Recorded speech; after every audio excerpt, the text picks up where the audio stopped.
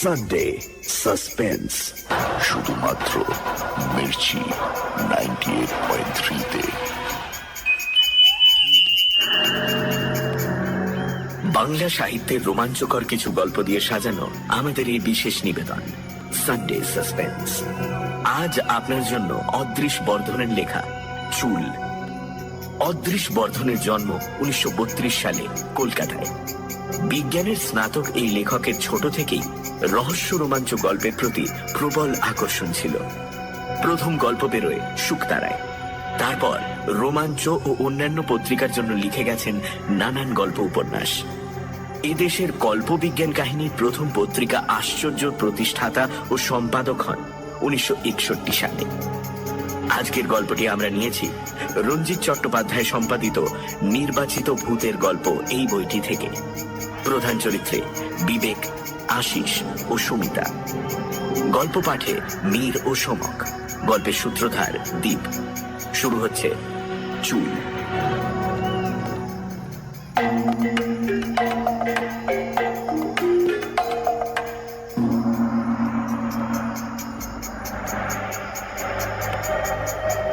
যে কাহিনীটা আপনাদের আজ বলতে যাচ্ছি তা বিশ্বাস করা না করাটা আপনাদের উপর। কেননা নিজের মনেই বিশ্বাস উৎপাদন করানোর মতো যুক্তি আমি আজও খুঁজে পাইনি। বেশ কয়েক বছর আগেকার কথা। সালটা খুব সম্ভব 1932। রাত 10:30 বেজে গেছে। শুতে যাবার উদ্যোগ করছি, এমন সময় সদর দরজার কলিং বেলটা বেজে উঠল। আর তার মিনিট খানেক পরেই বিবেকের পুরনো চাকর রাধু হাতে তুলে দিল উপরে লাল পেন্সিলে জরুরি লেখা ভারী এনভেলপটা। ভেতরে কয়েক তাড়া কাগজে দ্রুত হাতে লেখা একটা চিঠি। ড্রয়িং রুমের সোফায় পাশাপাশি বসে আমি আর রমিতা চিঠিটা পড়তে শুরু করলাম। প্রিয় আশিস, সময় খুব অল্প, তাই যথাসম্ভব সংক্ষেপ করে আমার এই কাহিনীটা তোমায় বলে যেতে চাই। এই চিঠি আমার স্বীকৃতিপত্র। প্রয়োজন হলে যথাস্থানে এটা হাজির করার অধিকারও তোমার রইল। প্রায় বছর খানেক আগে ফ্রি স্কুল স্ট্রিট ধরে বাড়ি ফিরছিলাম। রাত তখন প্রায় 9টা। আশপাশের কয়েকটি দোকান বন্ধ হয়ে গেছে, আরো কয়েকটি বন্ধ হচ্ছে। এমন সময় হঠাৎ চোখ পড়ল একটা কিউরিওর দোকানের ওপর। দোকানটা খুব বড় নয়। বাইরের ধুলো পড়া কাচের শোকেসে পুরনো আমলের বহু দর্শনীয় বস্তু থরে থরে সাজানো। জানোই তো আমার হবি কি। দাঁড়িয়ে পড়লাম সেখানে। শোকেসের একেবারে পেছন দিকে একটা শেলফের ওপর দেখলাম একটা গোলাকার তামার ডিবে। ডিবেটার আকার মোটেই পাউডার কেসের মতো নয়। আর বোধহয় সেই কারণেই জিনিসটার উপর আমার দৃষ্টি আকৃষ্ট হয়েছিল প্রথম থেকেই। সঠিক কি কারণে জানি না, বোধহয় এরকম কোনো বাক্স ইতিপূর্বে দেখিনি বলেই দাঁড়িয়ে দাঁড়িয়ে সেটা খুঁটিয়ে খুঁটিয়ে দেখতে লাগলাম। শোকেসের কাছটায় ময়লা এমনই পুরু হয়ে জমেছিল যে সে আস্তরণ ভেদ করে আমার দৃষ্টি ভেতরে ভালো করে প্রবেশ করতে পারছিল না। তাই জিনিসটাকে একবার হাতে করে দেখবার জন্য দোকানের ভেতর ঢুকলাম। কাউন্টারের পেছন থেকে এগিয়ে এলো অবিশ্বাস্য রকমের বৃদ্ধ এক চীনাম্যান। ওয়েলকাম বাবু, ওয়েলকাম। ভাঙা ভাঙা ইংরেজিতে সে আমায় কৌটো সম্বন্ধে অনেক কথা বলল। ডিবেটা ছিল বেশ ভারী, আগাগোড়া তামা দিয়ে তৈরি, গোলাকার, 4 ইঞ্চি উঁচু আর ব্যাস প্রায় 3 ইঞ্চি। ভেতরে একটা কিছু জিনিস নিশ্চয়ই ছিল, কেননা ঝাঁকানি দিলে ভেতরে সেটা নড়ে ওঠার শব্দ শুনতে পাচ্ছিলাম। কিন্তু কৌটোটাকে কেউ নাকি আজ পর্যন্ত খুলতে পারেনি। চীনাম্যানটি এটি কিনেছিল চট্টগ্রাম থেকে সদ্য আসা এক জাহাজের খালাসির কাছ থেকে। কিন্তু পৃথিবীর কোন অংশ থেকে ডিবেটির আবির্ভাব ঘটেছে সে সম্বন্ধে কোনো তথ্যই সে আমায় দিতে পারল না।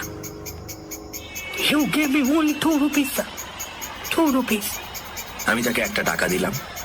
ডিবেটি নিয়ে বাড়ি ফিরে সিধে গেলাম আমার ছোট্ট ওয়ার্কশপটায়। প্রথমেই কৌটোটাকে ঘুরিয়ে ফিরিয়ে ভালো করে জোর আলোয় পরীক্ষা করলাম। সেটার গঠনভঙ্গি থেকেই মনে হলো বহু পুরনো আমলের সামগ্রী সেটি। এমনকি ডিবেটা তৈরি করার সময় লেদের ব্যবহারও করা হয়নি, আগা গোড়া হাতে তৈরি। কৌটোর ঢাকনির ওপর এক সময় একটা কিছু খোদাই করে লেখা হয়েছিল, কিন্তু উকো দিয়ে ঘষে সেটুকুও তুলে ফেলা হয়েছে। এরপর আমার কাজ হলো ডিবেটার কোনো ক্ষতি না করে ঢাকনাটিকে খোলার ব্যবস্থা করা। ডালাটা এমনই এঁটে বসে গেছিল যে শুধু হাতের জোরে অথবা কোনো মামুলি পদ্ধতিতে তা খোলা অসম্ভব। অতএব বিজ্ঞানের শরণ নিতে হলো। প্রথমে আমি ডিবেটার ডালার নিচের দিক করে এক ডিশ গ্লিসারিনে 1 হপ্তাহ চুবিয়ে রাখলাম। ইতিমধ্যে তামার পাত কেটে তৈরি করে ফেললাম 2টি কলার, একটা কৌটোটির জন্য, অপরটি কৌটোর ঢাকনির জন্য। 7 দিন কেটে যাবার পর আমি নাট স্ক্রু দিয়ে কলার দুটোকে বেশ শক্ত করে লাগিয়ে দিলাম।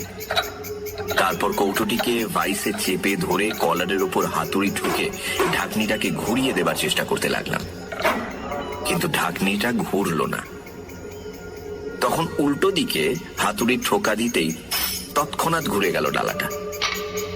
বুঝলাম আজ পর্যন্ত কেন কেউ এটা পেঁচিয়ে খুলতে পারেনি। কৌটোটার প্যাঁচ সাধারণ নিয়মের সম্পূর্ণ উল্টো। ডান দিকে ঘোরালে তবে সেটা খোলে। মনে পড়ল বহু বছর আগে এইরকম উল্টো নিয়মেরই প্রচলন ছিল। যাই হোক, ধীরে ধীরে ঢাকনিটা ঘুরিয়ে দিতে লাগলাম। অতি সাবধানে হাত দুটি সামনে এগিয়ে ধরেছিলাম ডিবেটা, কেননা ভেতরে এত বছর ধরে কি জিনিস যে লুকিয়ে আছে তা তো জানি না। বোমার মতো সেটা আচমকা ফেটেও পড়তে পারে, লাফিয়ে উঠে হয়তো আমার মুখে প্রচন্ড আঘাতও হানতে পারে। ডালাটা খুলে আনার পর কিন্তু চাঞ্চল্যকর বিশেষ কিছু ঘটল না। মনে হলো ডিবেটার অর্ধেক শুধু ধুলোতেই ভর্তি, কিন্তু একেবারে তলায় ছিল বিনুনি পাকানো খানিকটা কোঁচকানো চুল। সিধে করে ধরলে লম্বায় সেটি প্রায় 9 ইঞ্চি আর প্রায় একটা পেন্সিলের মতো মোটা। বিনুনির 2-1টি পাক খুলে দেখলাম অতি সূক্ষ্ম শত শত চুলের সমষ্টি ছাড়া আর কিচ্ছু সেখানে নেই। কিন্তু চুলগুলির উপর নোংরা এমনই জমাট বেঁধে রয়েছে যে উল্লেখযোগ্য আর কিছুই দেখতে পেলাম না। সুতরাং সেগুলোকে পরিষ্কার করাই হলো আমার পরবর্তী কাজ। প্রথমে জল মেশানো পাতলা হাইড্রোক্লোরিক অ্যাসিডে ডুবিয়ে রাখতে চুলের তেলতেলে ভাবটা চলে গেল। তারপর কাপড় কাচা সোডার জলে ডুবিয়ে রাখতে চুলে আর অ্যাসিডের অবশিষ্ট লেগে রইল না। এরপরে ডিস্টিলড ওয়াটারে বেশ করে ধুয়ে অ্যালকোহলে ডুবিয়ে তুলে নিলাম, ফলে জলকণা মুক্ত হলো চুলগুলি। সব শেষে ইথারে ডুবিয়ে দিলাম বিনুনিটা। ইথার থেকে যখন চুলের গোছাটা সবই তুলেছি, এমন সময় খবর এলো যে ফোনে আমায় কে ডাকছে। সুতরাং হাতের কাছে প্রথমেই যে পরিষ্কার জিনিসটা পেলাম সেটা এক টুকরো সাদা কার্ডবোর্ড, তার উপরেই পিন দিয়ে বিনুনিটা গেঁথে চলে গেলাম ফোন ধরতে।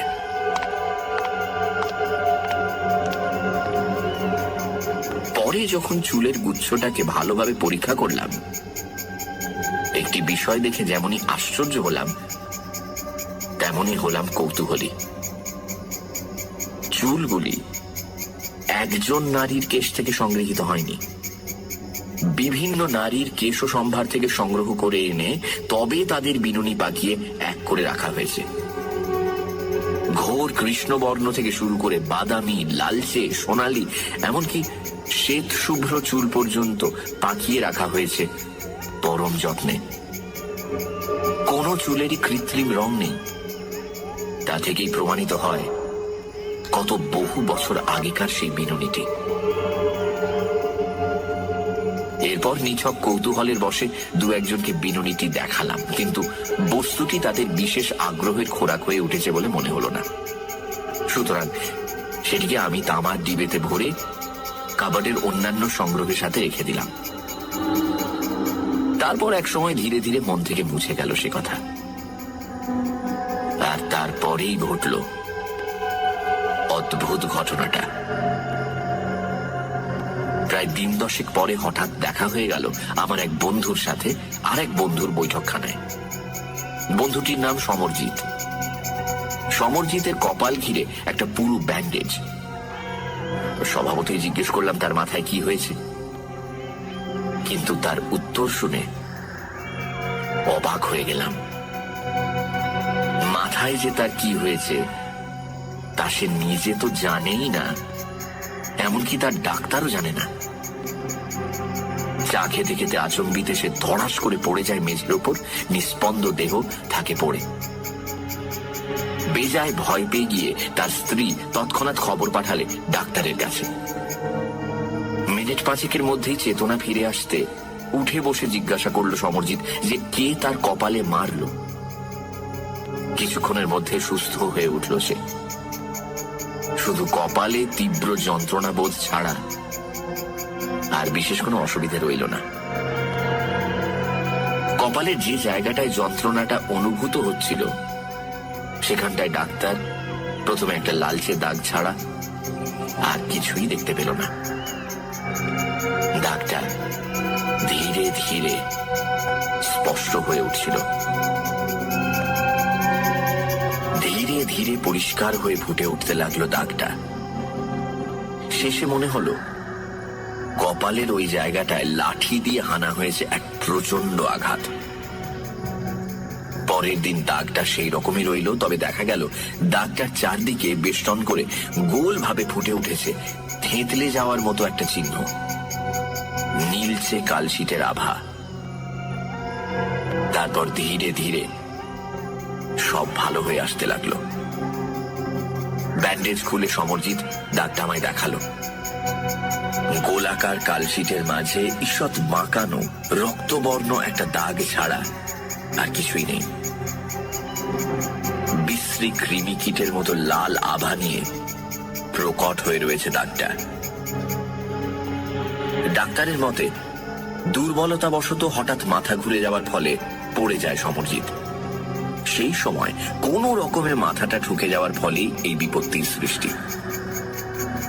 ডাক্তারের যুক্তিহীন মতের এখানেই সমাপ্তি।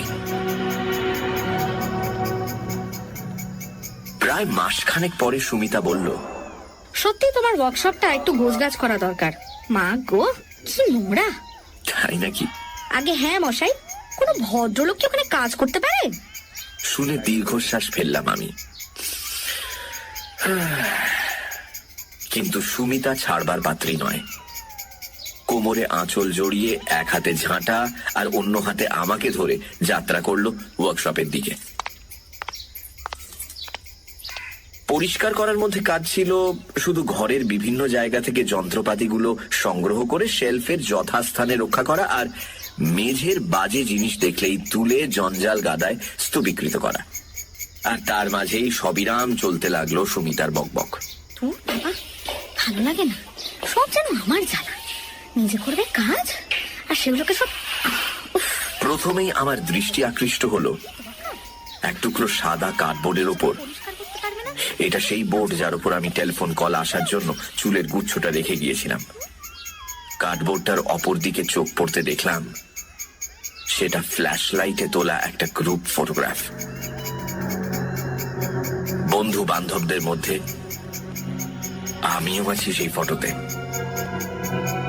সুমিতা ফটোগ্রাফটার দিকে তাকিয়েছিল, হঠাৎ সে বলে উঠল, আচ্ছা, সমরজিৎ বাবুর কপালে ওটা কিসের দাগ বলো তো? আমি সেদিকে তাকালাম আর দেখলাম না, কোনো ভুল হয়নি আমার। সেই একই দাগ যে দাগ দেখেছিলাম 1 মাস আগে সমরজিতের কপালে, সেই রকমই কিছুটা বাঁকানো রক্তবর্ণ চিহ্ন। কিন্তু সবচেয়ে অদ্ভুত ব্যাপার হলো এই যে ফটোটা তোলা হয়েছিল প্রায় 5 মাস আগে। এরপর আমরা ফটোগ্রাফের পেছন দিকটা লক্ষ্য করলাম। দেখলাম একটা আবছা বাদামি রেখা। ইথার থেকে তুলে নিয়ে পিন দিয়ে গেঁথে শুকোতে দিয়ে গিয়েছিলাম। রেখাটা নিশ্চয়ই সেই পিনেরই দাগ। আর তারপরে কার্ডবোর্ডটা ইথাটুকু শুষে নিয়েছে বলেই বিপরীত দিকে সমরজিতের কপালে ফুটে উঠেছে এই দাগটা। পিনের দাগের মধ্যে দিয়ে একটা ছুঁচ এফোঁড় ওফোঁড় করে দিতে সত্যি সেটা এপাশে সমরজিতের কপালের সেই চিহ্নটার মধ্যে দিয়ে বেরিয়ে এলো। দুটো ঘটনাই একসাথে সংঘটিত হওয়াটা আপাত দৃষ্টিতে বেশ অদ্ভুত। এরপর কি জানি আমার মনে হলো আমি সময় সম্বন্ধে নিঃসন্দেহ হওয়ার প্রয়াস পেলাম। অবশেষে স্থির একটা সিদ্ধান্তেও পৌঁছলাম। একটা বিশেষ দিনে 4টে থেকে 4:15 সময় আমি ফটোগ্রাফটা পিন দিয়ে গেঁথেছিলাম, আর ঠিক সেই দিনই প্রায় 4:15 সময় সমরজিতের ওপর হয়েছিল সেই আশ্চর্য আক্রমণটা। এই সিদ্ধান্ত সম্বন্ধে আমার মনে সন্দেহের বাষ্পটুকু অবশিষ্ট রইল না। দুটো ঘটনার মধ্যেই রয়েছে বেশ স্পষ্ট একটা এককালীন সংঘটনের সম্পর্ক। এই কথাগুলোই একদিন চিন্তা করতে করতে আচমকা মনের মধ্যে উদয় হলো একটা মতলবের। পরীক্ষাটা একবার চেষ্টা করে দেখতে হবে। অবশ্য সমরজিৎ বেচারার উপর আর নয়, কেননা ইতিপূর্বেই তার উপর অজান্তেই তো বেশ একচোট হয়ে গেছে। আর তাছাড়া সে আমার বন্ধু তো বটেই। শত্রুদের প্রতি আমাদের যে সদয় ভাবাপন্ন হওয়া উচিত, এই হিত বাক্য আমার অজানা নয়। আর বাস্তবিক পক্ষে সে বাক্য আমি কিছু কিছু মেনে চলতেও চেষ্টা করি। কিন্তু যেখানে এরকম একটা এক্সপেরিমেন্টের নিতান্ত প্রয়োজন হয়ে পড়েছে, যদিও সহস্রের মধ্যে একটিতে সাফল্য আসবে কিনা সন্দেহ, তবুও স্বভাবতই বন্ধু অপেক্ষা শত্রু মনোনয়নই শ্রেয়। সুতরাং এরপর থেকে আমি ব্যস্ত রইলাম মনোমতো একটা শিকার অন্বেষণে, যাতে হঠাৎ যদি আবার একটা কোইন্সিডেন্স ঘটে যায় তবে তার ফলে আমার বিশেষ ক্ষতি হবে না। আর যে ব্যক্তি বিশেষটিকে মনোনীত করলাম সে আমার পরবর্তী গৃহের অধিবাসিনী এক আয়া।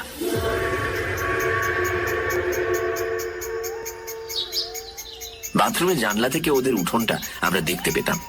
প্রায় লক্ষ্য করেছি শিশুটা যখন তার তত্ত্বাবধানে থাকতো আর আশপাশে যদি কাউকে না দেখা যেত, তখন শিশুটির সঙ্গে নিতান্ত অকারণে ব্যবহার করত অত্যন্ত হৃদয়হীনার মতো। অপরের বাড়ির দৈনিক ঘটনাবলী লক্ষ্য করা অবশ্য অত্যন্ত গর্হিত কাজ, কিন্তু অবোধ শিশুটার ওপর তার অযৌক্তিক নির্দয় আচরণ তুমি দেখলে নিশ্চয়ই এই অপরাধ থেকে আমায় মুক্তি দিতে। আমরা তো ওকে দু চোখে দেখতেই পারতাম না। এর জন্য আরো একটা ব্যাপারে মেজাজটা আমার তার উপর বিগড়েছিল। প্রথম যখন সে ও বাড়িতে এলো, বাগানের পাঁচিলটার উপর ঝুঁকে পড়ে গোলাপের গন্ধ শুকত।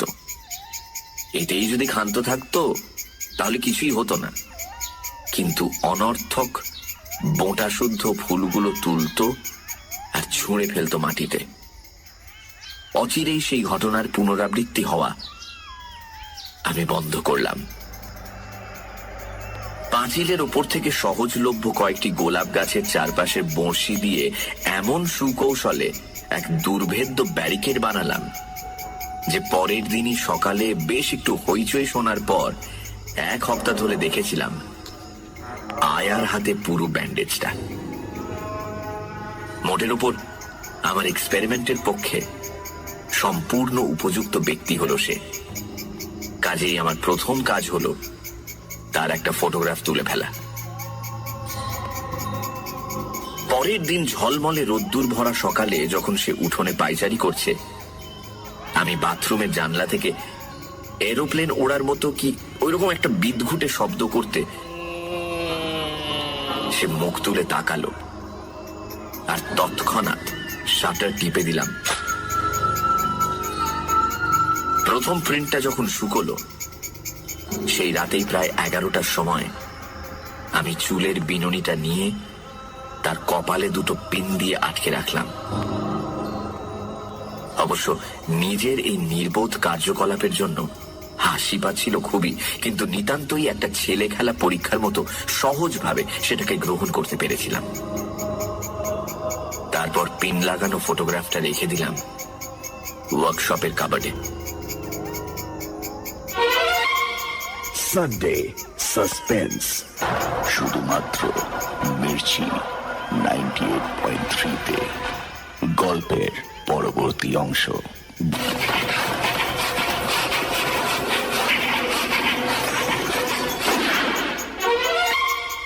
সানডে সাসপেন্স, শুধুমাত্র মির্চি 98.3-তে। সানডে সাসপেন্সে আজ অদৃশ বর্ধনের লেখা চুল। বছরখানেক আগে এক চায়নাম্যানের কাছ থেকে একটা তামার ডিবে কেনে বিবেক। ডিবের ভেতরেই সে খুঁজে পায় বিভিন্ন নারীর চুল দিয়ে পাকানো একটা বিনুনির গোছা। ধীরে ধীরে সেই চুলের শক্তি সম্পর্কে সে সচেতন হতে থাকে। যার ছবির ওপর এই চুল আটকে রাখা হবে তার উপরে আসবে এক গভীর আঘাত। না চাইতেই এক বন্ধুর কপালে সেই আঘাত এনেছে সে। এবারে দ্বিতীয় এক্সপেরিমেন্টের পালা। তার লক্ষ্য সামনের বাড়ির এক মহিলা আয়া। তারপর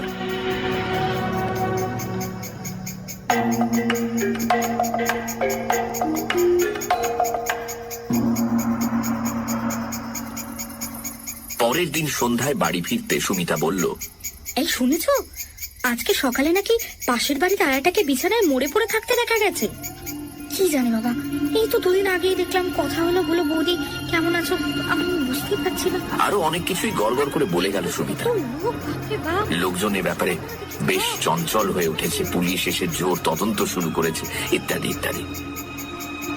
মনে হলো চোখের সামনে ঘরের দেয়ালগুলো ঘুরতে শুরু করেছে। কতক্ষণ স্তম্ভিতের মতো দাঁড়িয়েছিলাম জানি না। অবশেষে আত্মসংবরণ করে নিয়ে প্রশ্ন করলাম, কি সে মারা গেছে কিছু শুনেছ? বুঝতেই পারছো, সুমিতা আমার এক্সপেরিমেন্ট সম্বন্ধে বিন্দু বিসর্গ জানতো না। জানলে এ পরীক্ষায় হাত দিতে সে আমায় কখনোই দিত না। জানোই তো, কুসংস্কারের হাওয়া সব সময় তাকে কেমন ঘিরে থাকে। আমার সঙ্গে এতকাল বসবাসের পরও মনের অন্ধকার তার এখনো পুরোপুরি ঘোচেনি। যত তাড়াতাড়ি পারলাম সুমিতা চোখের আড়ালে যেতেই ওয়ার্কশপের কাবার্ড থেকে বার করলাম ফটোগ্রাফটা। আর জানি তুমি বিশ্বাস করবে না এই কথা, কিন্তু তাতে আমার কোনো ক্ষতি হবে না। বিনুনি থেকে যখন পিন দুটো খুলে নিলাম, দেখলাম আয়ার কপালে দুটি সুস্পষ্ট রক্তবর্ণ চিহ্ন। কতক্ষণ যে অভিভূতর মতো বসেছিলাম সে সময়ের হিসেব ছিল না।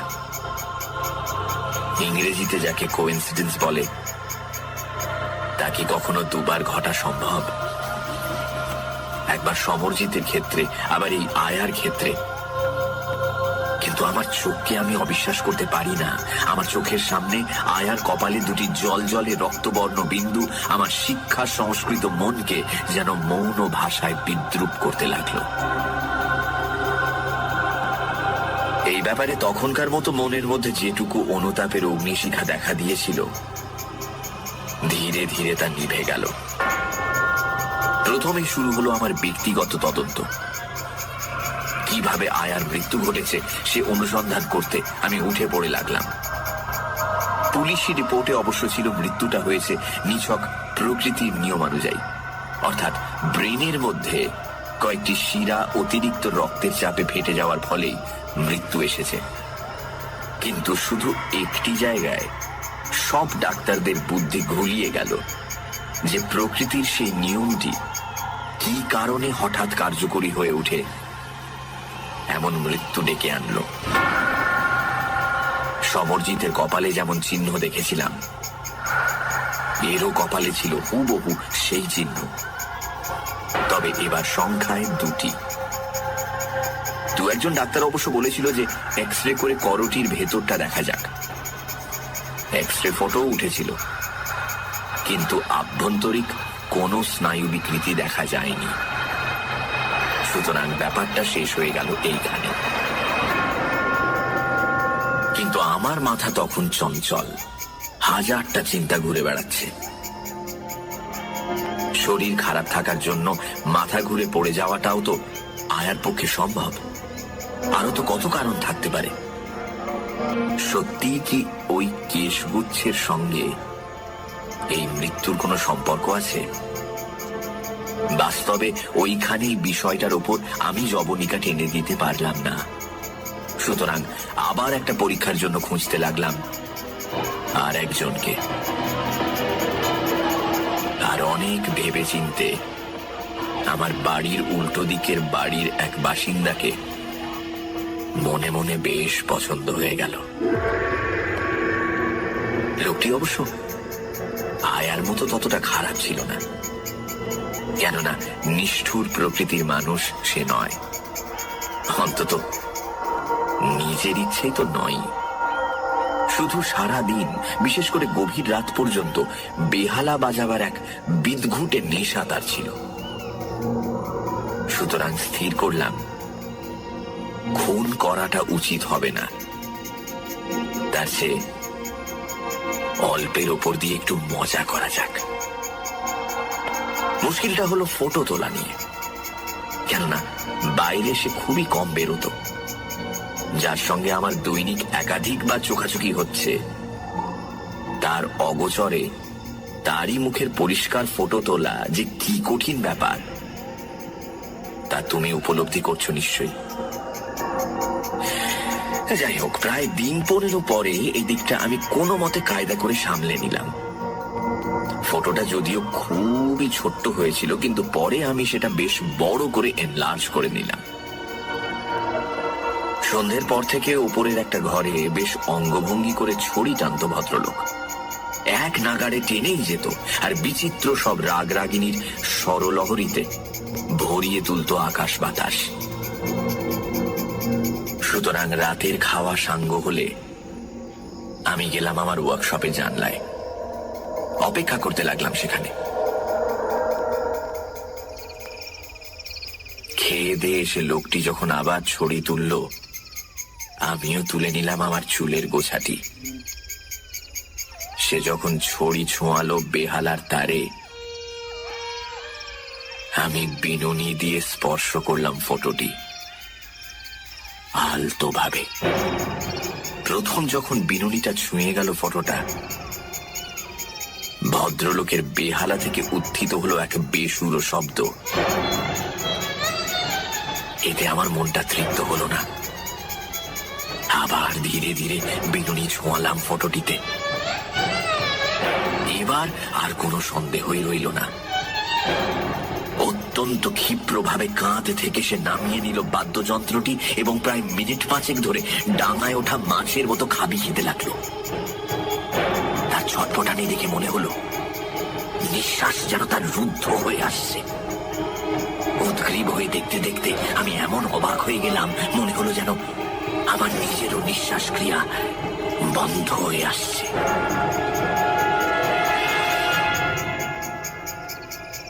বিনুনিটা আমি সরিয়ে নিলাম। তারপর ভাবতে লাগলাম যে এরপর আমার কর্তব্য কি।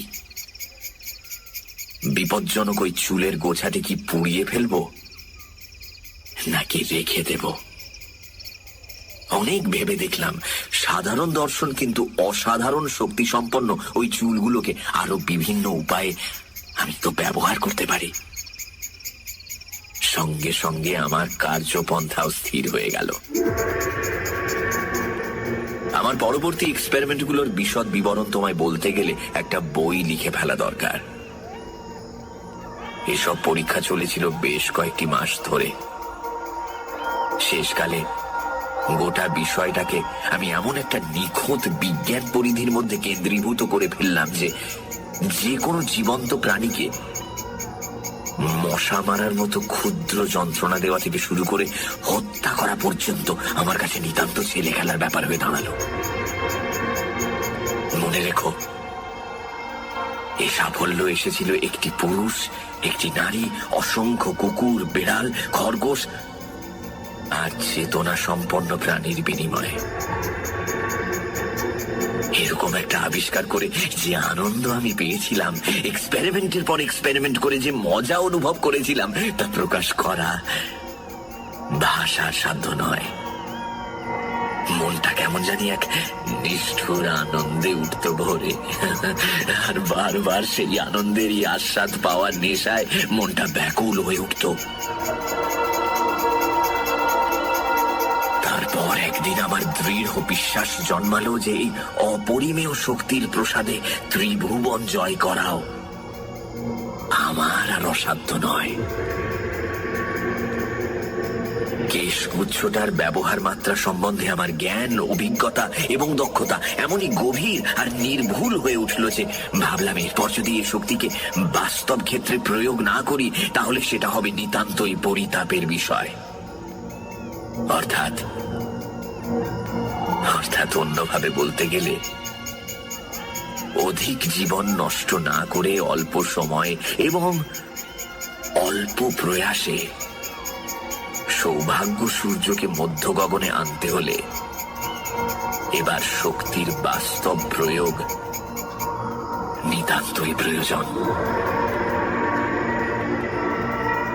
ভেবে দেখলাম অপ্রিয় ভাজন আর অবাঞ্ছিত ব্যক্তিদের উপর ক্রমাগত শক্তির প্রয়োগ করতে গেলে সময় লাগবে অনেক। অর্থাৎ ধরা যাক যে লোকগুলোকে তুমি দুচক্ষে দেখতে পারো না, তাদের নামে মোটা টাকার ইন্স্যুরেন্স করে দিলে, এরপরেই তাদের মৃত্যু হওয়াটা নিতান্ত অস্বাভাবিক হয়ে দাঁড়াবে। সুতরাং অন্ততপক্ষে 1 বছর তো তোমাকে অপেক্ষা করতেই হবে। আর তাছাড়া কয়েকবার এইরকম মৃত্যু হওয়ার পর প্রত্যেকেরই মনে একটা খটকা লাগবে।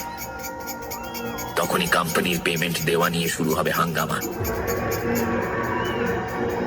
ভাবতে ভাবতে আচমকা মস্তিষ্কের স্নায়ুগুলোর মধ্যে দিয়ে বিদ্যুৎ চমকের মতোই খেলে গেল এক অভিনব পরিকল্পনা। তোমার বোধহয় মনে থাকতে পারে যে কয়েক মাস আগে থেকে আমি রেসকোর্সের মাঠে যাতায়াত শুরু করেছিলাম, আর প্রতিটি বাজিতে মোটা টাকা ফেলেছি, তুলে এনেছি তার বহু গুণ অর্থ। তোমরা বলেছিলে হঠাৎ আমার উপর মা লক্ষ্মী সদয় হয়ে উঠেছেন, কেননা একটি বাজিতেও না হেরে স্বল্পকালের মধ্যে কয়েক লাখ টাকার মালিক হওয়ার এরকম নজির তোমাদের চোখে আর পড়েনি। কিন্তু আমার এই সৌভাগ্যের মূলে কি ছিল জানো?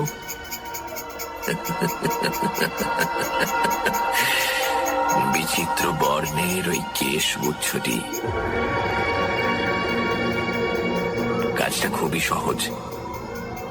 আমাকে সংগ্রহ করতে হয়েছিল শুধু 1 টুকরো কার্ডবোর্ড, আর তার উপরে আঠা দিয়ে লাগিয়ে রেখেছিলাম একটি ছাড়া সবকটি দৌড়বাজ ঘোড়ার ফটোগ্রাফ। যেটির ফটো ছিল না সেটির ওপরই বাজি ধরতাম আমার সর্বস্ব।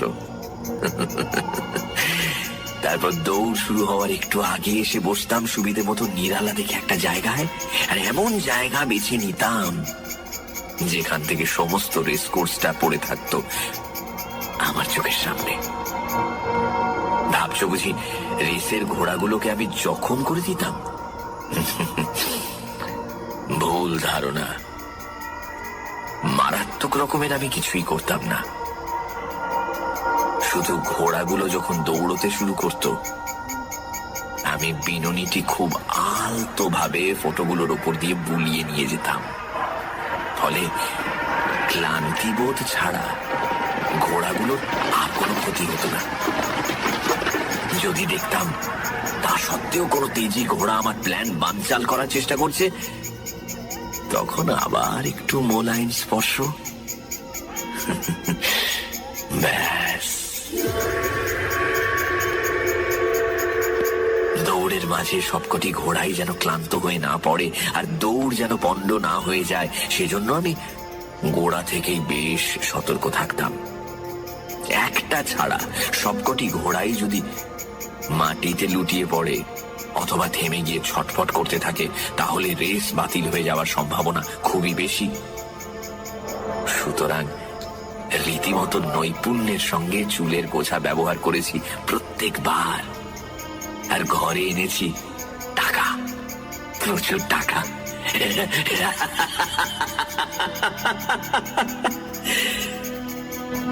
কিন্তু এজন্য আগে থেকেই আমায় দিতে হয়েছিল তিনটি মহড়া, আর প্রতিটি হয়েছিল অতীব চমৎকার। এই সময় থেকেই আমার মানসতটে আছড়ে পড়তে লাগলো একটির পর একটি পরিবর্তনের ঢেউ। তোমার কাছে সবই আজ স্বীকার করতে বসেছি, গোপন কিছুই করব না। সাধারণ মধ্যবিত্তের অনটনের মধ্যে থেকে অপরিমেয় ক্ষমতা আর অর্থ প্রাচুর্যের মধ্যে এসে পড়লে পরিবর্তন আসাটা স্বাভাবিক। আমি যে শুধু বৈভব স্রোতেই গা ভাসালাম তা নয়, সেই সাথে বিস্মৃত হলাম আমার আজন্মের শিক্ষা, নৈতিক নিষ্ঠা। ভুলে গেলাম আমার চরিত্রের বলিষ্ঠতা আর আদর্শ, ভুলে গেলাম আমার বিবাহিত জীবনের কর্তব্য। আমি মদ ধরলাম, একদিনেই আসক্তি আমার আসেনি। মনটা যখন বেজায় খুশি হয়ে উঠত, তখন খুশির মাত্রায় আরো দু এক পর্দার রং চড়াবার অভিলাষে দু এক চুমুক রঙিন পানীয়ের আস্বাদ গ্রহণ করতাম।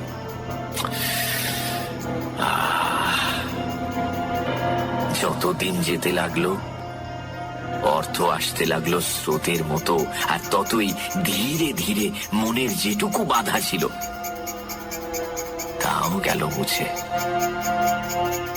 বিজয় গৌরবে উল্লসিত হয়ে মদ খাওয়াটা তখন প্রায় রোজকার কাজে দাঁড়িয়ে গেছে। এই জন্য কোনোদিন কোনো গ্লানি অনুভব করিনি। সুমিতা প্রথমটা ধরতে পারেনি, তারপর যখন পানীয়ের মাত্রা সীমা ছাড়ালো,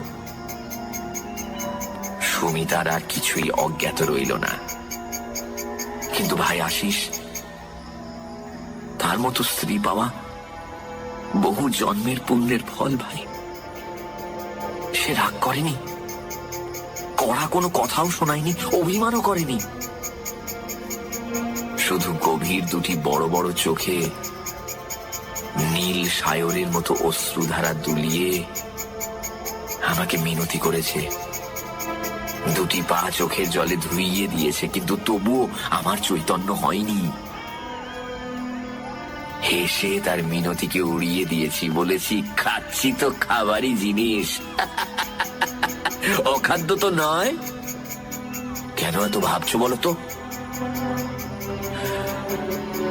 আর সে কত কি বলেছি তা মনে নেই, কিন্তু জানোই তো, যার ওপর সুর আর ক্রিয়া একবার শুরু হয়, ধীরে ধীরে লুপ্ত হয়ে আসে তার স্বাভাবিক বুদ্ধিবৃত্তি আর চৈতন্যবোধ। এইরকমই এক রঙিন নেশা ভরা মুহূর্তে সুমিতা চোখের জলে দুটি গাল ভাসিয়ে আমাকে কাকুতি মিনতি করে বলেছিল এই জিনিস ত্যাগ করতে। ওই রকম একটা সুন্দর আমেজ ভরা মিষ্টি মুহূর্তে কানের কাছে একঘেয়ে কান্না শুনতে শুনতে হঠাৎ কেমন জানি মেজাজটা বিগড়ে গেল। বললাম, আমার স্ত্রী তুমি, তুমি আমার সহধর্মিনী। যে ধর্ম আমার, সে ধর্ম তোমারও। অতএব এরপর যা হলো তা লিখে আর লেখনী কলঙ্কিত করতে চাই না।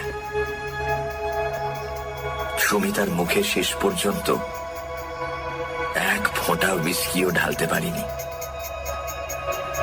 কিন্তু সেদিন তার যা মূর্তি দেখেছিলাম, জীবনে আর দেখিনি সেই মূর্তি। এখনো যেন চোখের সামনে দেখতে পাচ্ছি তাকে, তার মুখ কান্নার জলে ভেজা, চুল এলোমেলো, আর পরনের জামা কাপড়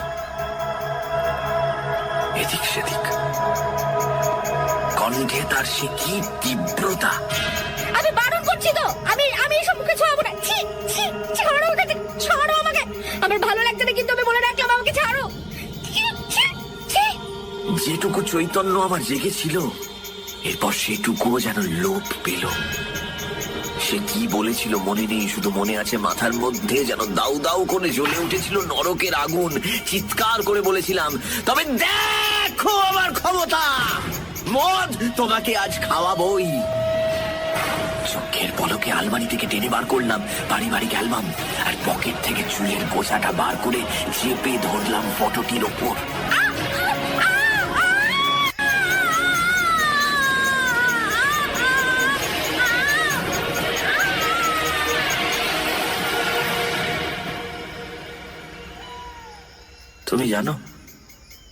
তুমি জানো ডাক্তার বলেছে হৃদরোগে আক্রান্ত হয়ে সুমিতা মারা গেছে। হৃদরোগ, হ্যাঁ তা সত্যি ছিল। কতখানি উত্তেজনার পর শক্তির ওই আকস্মিক আঘাত তার দুর্বল হৃদযন্ত্র বহন করতে পারেনি। চিরদিনের মতো বন্ধ হয়ে গেছে। তারপরে দিনের পর দিন কেটে গেছে, সপ্তাহের পর সপ্তাহ। রাতের ঘুম আমায় ত্যাগ করেছে, অনুভব করতে পারি না খিদে তেষ্টার জ্বালা। চোখ বুঝলেই চোখের সামনে দেখি উস্কো খুস্কো কেশে, আলু থালু বেশে বিস্ফারিত চোখে সুমিতার সেই মূর্তি, যে মূর্তি জীবনে একবারই দেখেছিলাম। আর চোখ খুললেই মাথার মধ্যে অনুভব করি এক যন্ত্রণা। রাত দিন একটি চিন্তা অক্টোপাসের মতো মারণ বাহু দিয়ে আঁকড়ে রয়েছে আমার মস্তিষ্কের স্নায়ুগুলোকে। নির্মল নিষ্ঠুর নির্দয় ভাবে শোষণ করছে, পিষণ করছে আমার মস্তিষ্ককে। আমার স্ত্রীর হত্যাকারী আমি স্বয়ং, শ্রী বিবেক রায়। এছাড়া আর কোনো চিন্তা আমার নেই। আমি বুঝতে পারছি আমি পাগল হয়ে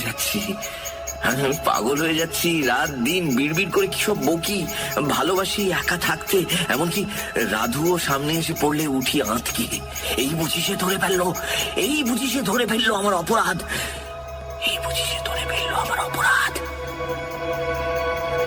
আমি বেশ বুঝতে পারছি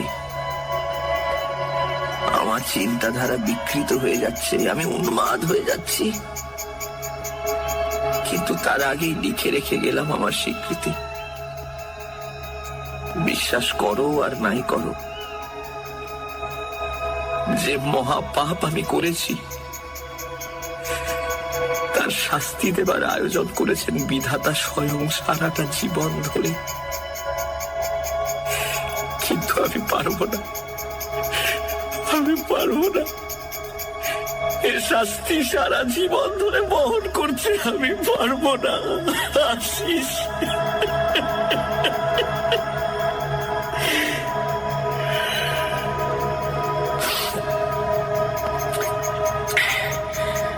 ইতি তোমার বিবেক।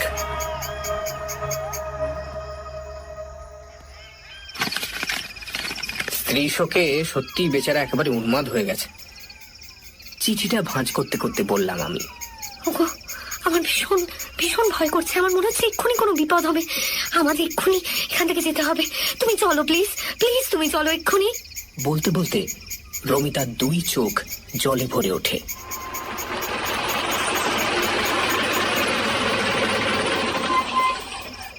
কয়েক মিনিটের মধ্যেই আমরা পৌঁছলাম বিবেকের প্রাসাদে। 3 তলায় ওর ঘর। দরজা বন্ধ ছিল, ঠেলা দিতেই খুলে গেল।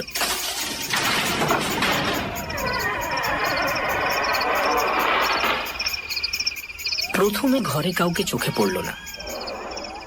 নিবিড় নিঃশব্দে ঘরের আবহাওয়া থমথমে হয়ে উঠেছে। টেবিলের উপর রাখা একটা টেবিল ল্যাম্পের মৃদু আলোয় রহস্য ঘন আধারিতে ভরে উঠেছে ঘরটা। চারদিকে ভালো করে চোখ বোলাতে গিয়ে দৃষ্টি পড়ল বিছানার উপর শুয়ে থাকা একটি দেহের উপর। এগিয়ে গেলাম। বহুদিনের দাড়ি গোঁফে মুখ আচ্ছন্ন থাকলেও বিবেককে চিনতে আমাদের দেরি হলো না। সে যেন গভীরভাবে ঘুমোচ্ছে, মুখটা শান্ত। কপালের ডান দিকে একটা বীভৎস রক্তবর্ণ ক্ষত চিহ্ন। চিহ্নটিকে গোলাকার ভাবে ঘিরে রয়েছে নীলচে কালশিটের সুস্পষ্ট দাগ। পাশেই পড়ে রয়েছে একটা ফটোগ্রাফ। আলোর কাছে ধরলাম সেটা। বিবেকের ফটো। তার প্রশস্ত কপালের মাঝে বিদ্ধ একটা পিন আর একটা চুলের গোছা। পিনটা আর চুলগুলো সরিয়ে আনতে যা দেখলাম, তাতে আমার মেরুদণ্ডের মধ্যে দিয়ে একটা হিম শীতল স্রোত বয়ে গেল। ফটোতে বিবেকের কপালে উজ্জ্বল হয়ে জেগে রয়েছে একটা রক্তবর্ণ চিহ্ন।